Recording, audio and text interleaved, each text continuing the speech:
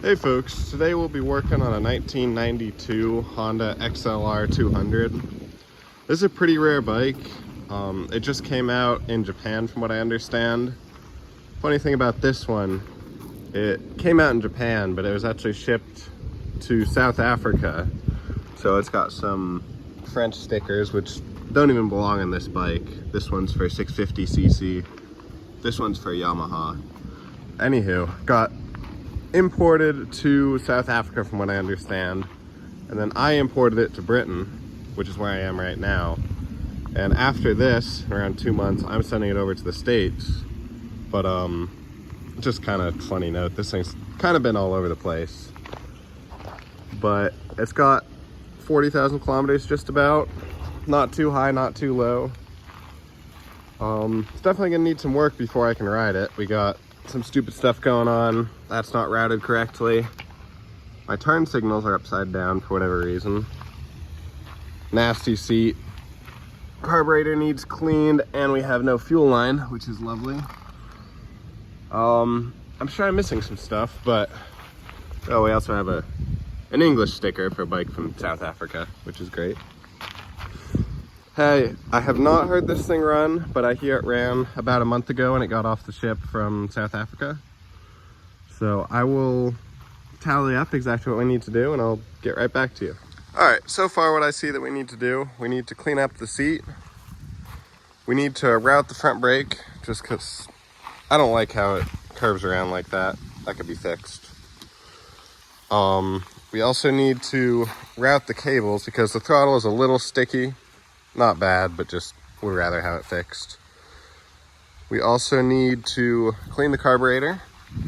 And then finally, we have this weird oil line, definitely aftermarket. It will probably work, but I don't like it because if I hit a stump, rip it off, and then I lose oil pressure, whole bike turns into a paperweight. Yeah, so I'll start with the seat, I guess, and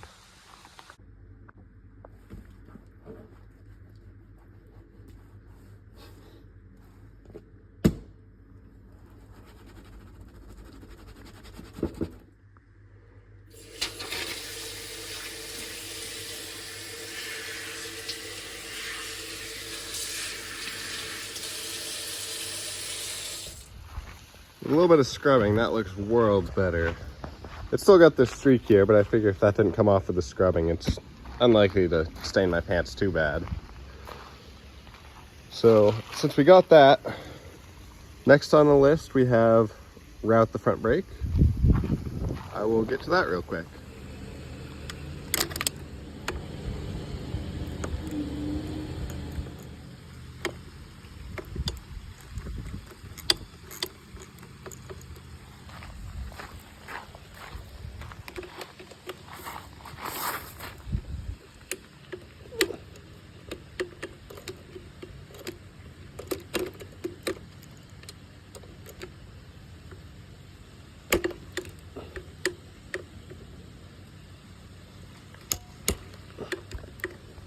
All right, since we got this all loose, should just be able to lift,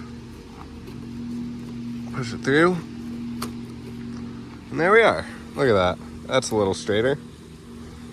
I'll screw these back on and call it good.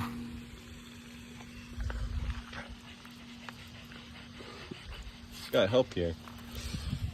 All right, with my front rack bolted back on, our next task is route the cables. So the reason I say that is that this throttle doesn't entirely spring back like it should, and I don't really like what this choke is doing. I'd like to get it somewhat sorted. I don't know exactly how I'll do that, but if I can make it any better, that would be ideal. Not super important though. I found with cables a good strategy before you turn to any grease and goop. It's just to make sure there are no unnecessary bends. So I took them out of their keepers. Just to see how it goes. It's a little better, but still not where I'd like it. So I'm gonna unscrew these. Make sure there's nothing funny going on in here, like a frayed cable, because that, you just gotta replace the cable. Funny enough, I did find this cable is frayed, but this is just a decompression, which those are not entirely important. I don't exactly know how important it is, but I've ran bikes without decompression cables, so I don't think it'll kill it. Just be harder to start. So I think I found my issue. I went in and this cable did not look to be where it was supposed to be inside of this groove. So I'm not sure about the other one, the pull side, but I'm gonna make sure of that. Oop, focus. And then get it back together, see if it's any better. This I need 2 hands for, so I can't get a video of it.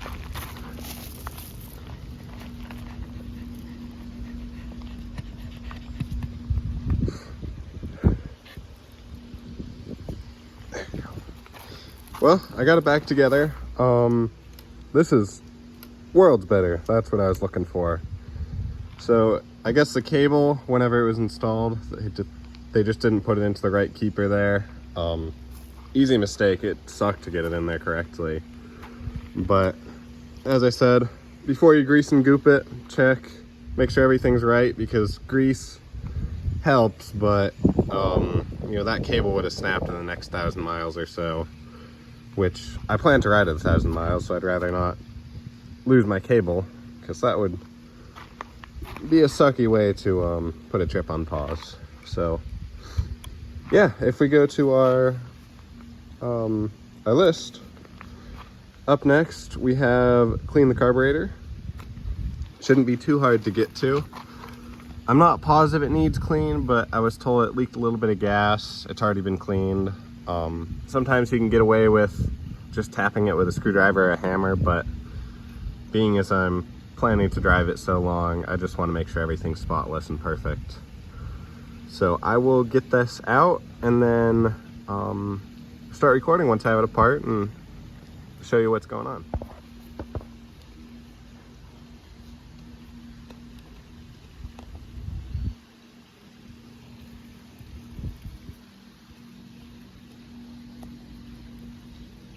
Alright, I got the carburetor removed, which was not fun, but here it is. If I'm not mistaken, this is a Chinese replacement. I believe these came with Keelans, and this doesn't seem to have any markings, which other than PD, which usually means Chinese in my experience. Could be wrong on that though. Also, this choke mechanism looks suspiciously cheap. I'm gonna pop open the bowl and see what we're working with real quick. All right, I just got the carburetor apart. I just checked the 2 jets, the main jet and the pilot jet, and they look okay. I don't know if you can see there, but there is light shining through both of them, which is good news. I did hear this thing leaked a little bit of gas, which I suspect is from this float valve, just because it does catch a little bit going up. It seems to want to sometimes. I don't think it's a big deal. I think next time it happens, I just gotta tap it with a hammer or something. It just looks like crappy Chinese design.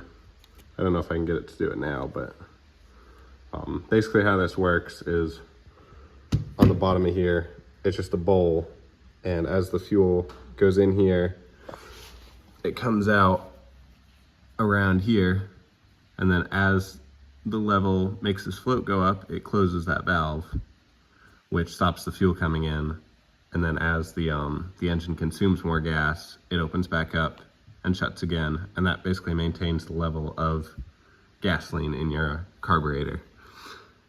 Another good thing to check is to check that seat where the float goes and the float needle. Make sure those are good. Sometimes if you don't have a fuel filter on, you'll get a little flick of rust or something go through the fuel line, get itself lodged in there. And when you do that, this needle, the tip of this needle doesn't seat well in its brass housing in there. So that way, even though your float is pushing and it should be stopping the fuel will flow around the fleck of rust or whatever and overfill your carb bowl or overflow it. Cause any number of issues. So just be aware of that. In this case, it wasn't my issue, but if you are leaking gas, it's possible. It's always worth a check, especially when you have the carburetor apart, because it takes 30 seconds. As you finish cleaning out your carb with, I'm using brake clean right now, but carb cleaner or whatever, make sure you remove any rubber that might get in contact with said chemical, because if you do spray that on your rubber, it'll expand and then you won't be able to put it back in, or after it expands, it'll sometimes dry out, crack real bad. Overall, just a bad day. So remove that and keep the chemicals away from the rubber. There's this O-ring which I don't want to touch, and inside behind this rod there's another diaphragm, but I'm just leaving that be. I believe it works, and the less you touch that stuff the better, because it is ancient rubber, and the more you touch it the more likely it is to crack and break in half. So just keep that in mind. I'll let you know once I get the carburetor back in, and then yeah, that should be pretty good to go from there. Carb's back in. I'm still waiting on a fuel line for this bike, but I found some oversized fuel line.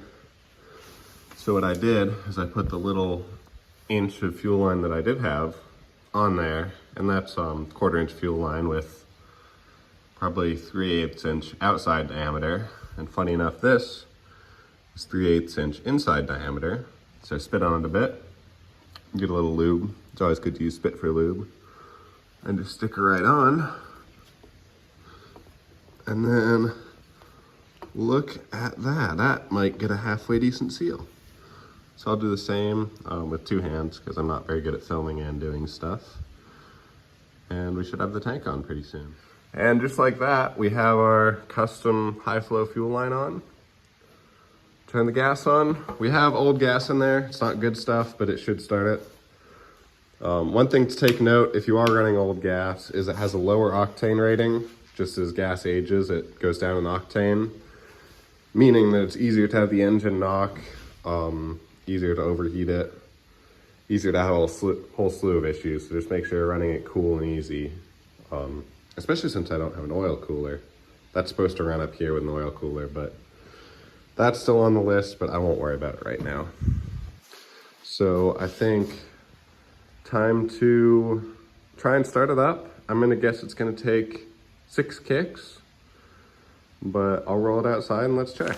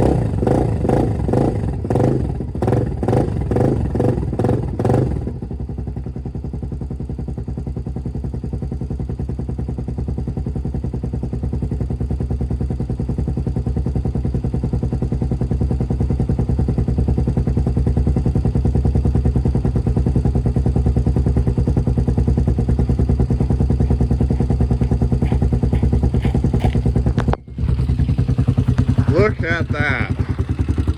So the problem, I think, is this right here was too tight. So it's decompressing while I was trying to start.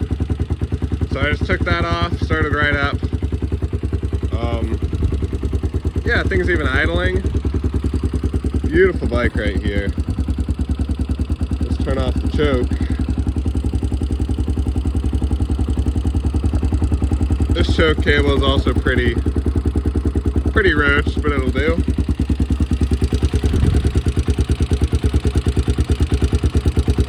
yeah, I'll take it for a test ride, see how it goes.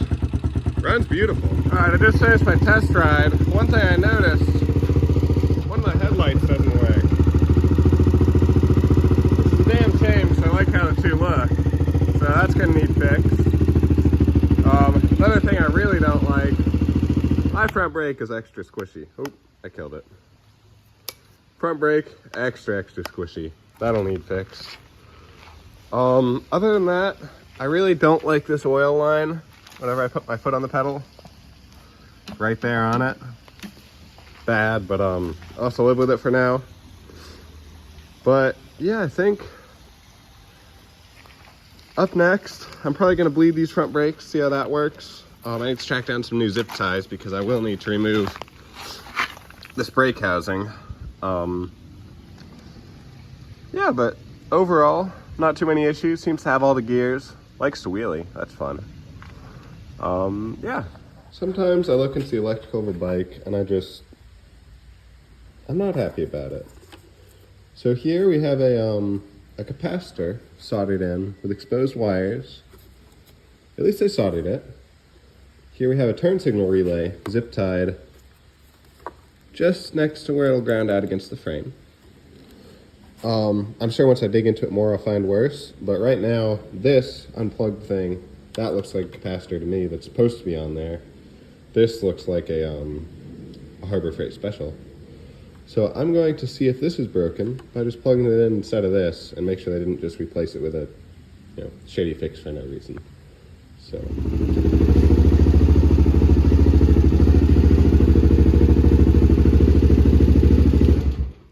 I am just as for a hanky-dank fix as the next guy. See example like this and leaving that on. But like, if it doesn't need to be crappy, don't make it crappy. Just use the Japanese parts. I suspect no testing went into seeing if this ran. It didn't start one day, so like, you know what?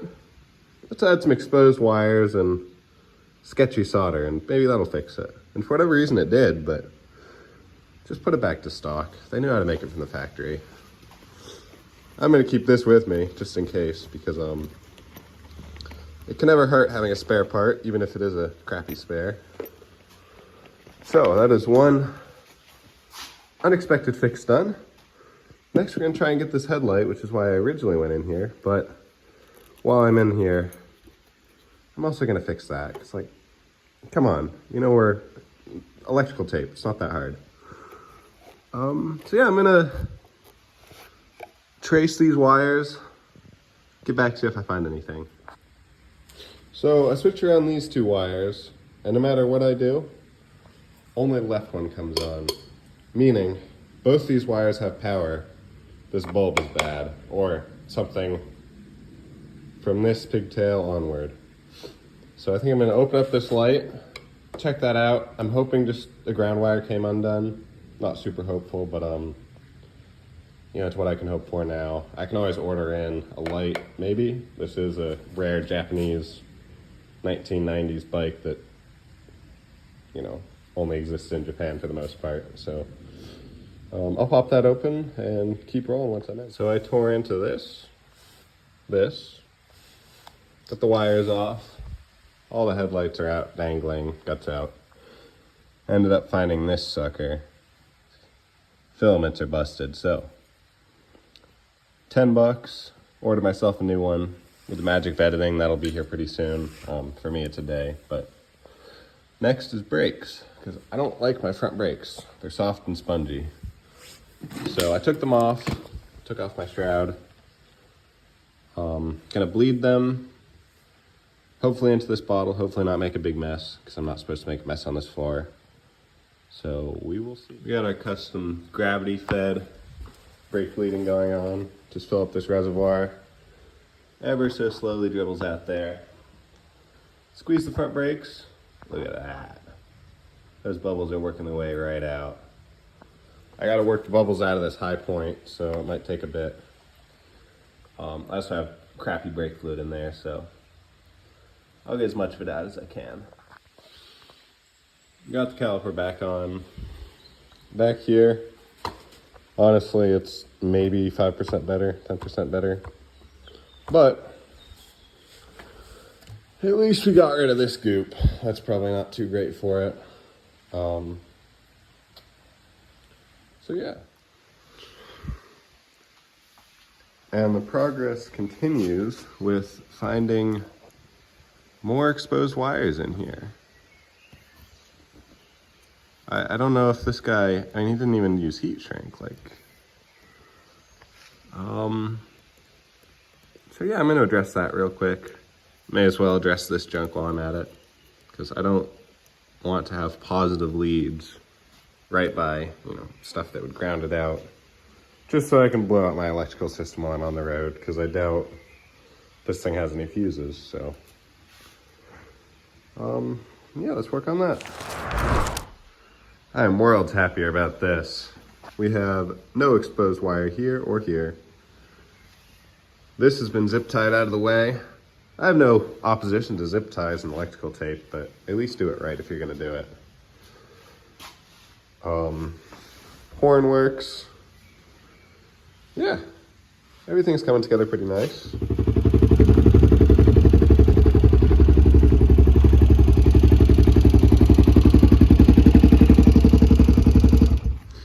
Well, that about does it for today. Got everything good and dialed in. Overall, not too hard of a job. As you can see, these things are pretty simple to work on. You just gotta know how to fight with them. Yeah, let me know if you have any questions. I'll do my best down in the comments to respond to anything, but it should be pretty similar if you have a Honda XL, XR, really 1986 through present should be relatively similar. But good luck. Thanks for watching.